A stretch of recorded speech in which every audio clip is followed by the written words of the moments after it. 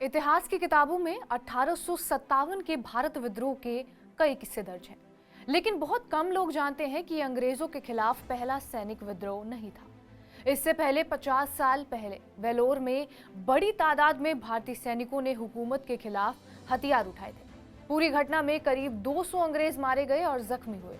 1806 में आज ही की तारीख यानी 9 जुलाई को यह बगावत हुई, जो इतिहास में वेलोर विद्रोह के तौर पर दर्ज है। आइए जानते हैं भारतीय सिपाहियों का 1806 में अंग्रेजों के खिलाफ पहला विद्रोह किस कारण हुआ और टीपू सुल्तान का इससे क्या कनेक्शन रहा। नमस्कार, मेरा नाम है रिया शर्मा और आप देख रहे हैं TV9 डिजिटल। ये दिलचस्प बात है कि 1806 में हुए सैनिक विद्रोह और 1857 की बगावत मिलते जुलते आधार पर हुई थी। खराब वेतन और नस्लीय भेदभाव की वजह से भारतीय सैनिकों के बीच असंतोष की भावना बढ़ रही थी।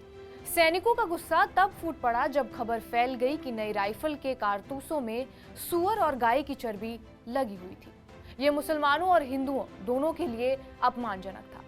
29 मार्च 1857 को बैरकपुर में 34वीं बंगाल नेटिव इन्फेंट्री के सिपाही मंगल पांडे ने अपने अफसरों पर हमला कर दिया।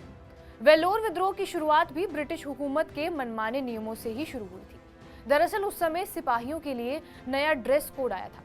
इसमें कुछ ऐसी चीजों पर पाबंदी लगा दी गई थी जो हिंदू और मुसलमान संप्रदाय का अहम हिस्सा थे। नए नियम क्या थे वो भी जान लीजिए। इसमें नए नियम में ये कहा गया था कि हिंदू सैनिक तिलक नहीं लगा सकते, मुस्लिम सैनिक लंबी दाढ़ी नहीं रख सकते, उन्हें दाढ़ी कटाने का हुक्म दिया गया। सैनिकों को गोल आकार की हैट पहनने का आदेश दिया गया और नए नियमों में अंग्रेजों ने हिंदू और मुस्लिम भारतीय सिपाहियों की धार्मिक भावनाओं को सिरे से नजरअंदाज किया। बताया जाता है कि जब उन्हें अपनी पारंपरिक पगड़ी की बजाय गोल टोपी पहनने के लिए कहा गया तो इससे सिपाहियों में शक पैदा हो गया कि उन्हें ईसाई धर्म में परिवर्तित किया जा रहा है। मीडिया रिपोर्ट्स के मुताबिक नई टोपी जानवरों के खाल से बनी हुई थी। हिंदू गाय की खाल और मुस्लिम सैनिक सुअरों की खाल से बनी टोपी को पहनना नहीं चाहते थे। शादी के दिन ही किले पर हल्ला बोला गया था और ये किसकी शादी थी ये भी जान लीजिए। सैनिक अपने ब्रिटिश अफसरों से नियमों का विरोध कर रहे थे, लेकिन उनकी सुनने की बजाय शिकायत करने वालों पर कोड़े बरसाए गए। कुछ को उसी समय बर्खास्त कर दिया गया। नए नियमों के आने से कुछ महीनों बाद ही ब्रिटिश हुकूमत ने भारतीय सैनिकों का प्रचंड गुस्सा देखा। यही बात है 9 जुलाई 1806 की रात की। उस वक्त वेलोर किले में टीपू सुल्तान की बेटी की शादी हो रही थी। दरअसल 1799 में टीपू सुल्तान की मृत्यु के बाद उनका परिवार ईस्ट इंडिया कंपनी की हिरासत में वेलोर किले में रह रहा था। भारतीय सैनिकों के विद्रोह में टीपू सुल्तान के वंशजों ने सिपाहियों का साथ दे दिया था। शादी के बहाने विद्रोही सैनिक एक साथ इकट्ठा हो गए और आधी रात को उन्होंने किले पर हमला कर दिया। अधिकारियों के बैरकों को घेर लिया गया। किले के अंदर जो भी अंग्रेज अफसर दिखाई दिया उसे मौत के घाट उतार दिया गया। माना जाता है कि रातों रात 15 अंग्रेज अधिकारी और 120 अंग्रेज सैनिक मारे गए थे, जिसके बाद वेलोर किले पर कब्जा पूरा हुआ। सुबह तक वेलोर किला भारतीय सैनिकों के कब्जे में था।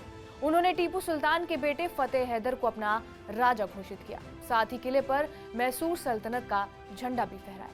हमले के दौरान एक ब्रिटिश अधिकारी बचकर भाग निकला था। उसने पास के ब्रिटिश कमांड को पूरी घटना की जानकारी दी, जिसके बाद सुबह तक सर रोलो गिलेस्पी के नेतृत्व में ब्रिटिश सेना किले तक पहुंच गई। भरपूर मात्रा में गोला बारूद लेकर पहुंचे कमांडर ने बगावत को कड़े संघर्ष के बाद कुचल दिया, जिसके बाद किले के अंदर से लगभग 100 सिपाहियों को पकड़कर बाहर लाया गया। गिलेस्पी के हुक्म पर उन्हें दीवार के सहारे खड़ा करके गोलियों से भून दिया गया। थोड़ी देर में तकरीबन 350 विद्रोही सिपाही मार डाले गए। कुछ जख्मी सिपाहियों पर अदालत ने मुकदमा चलाया और उन्हें फांसी की सजा हुई। 6 सैनिकों को तोप से उड़ा दिया गया। भले ही अंग्रेजों ने विद्रोह कुचल दिया हो, लेकिन बगावत से सहम हुए ब्रिटिश हुकूमत ने नए ड्रेस कोड को वापस ले लिया। भारतीय सैनिकों को कोड़े से मारने पर प्रतिबंध लग गया। साथ ही टीपू सुल्तान के परिवार को कलकत्ता भेज दिया गया। बहरहाल, आपका इस वीडियो पर क्या कुछ कहना है हमें कमेंट बॉक्स में जरूर बताएं। बाकी देश और दुनिया की तमाम बड़ी खबरों के लिए बने रहिए हमारे साथ TV9 डिजिटल पर।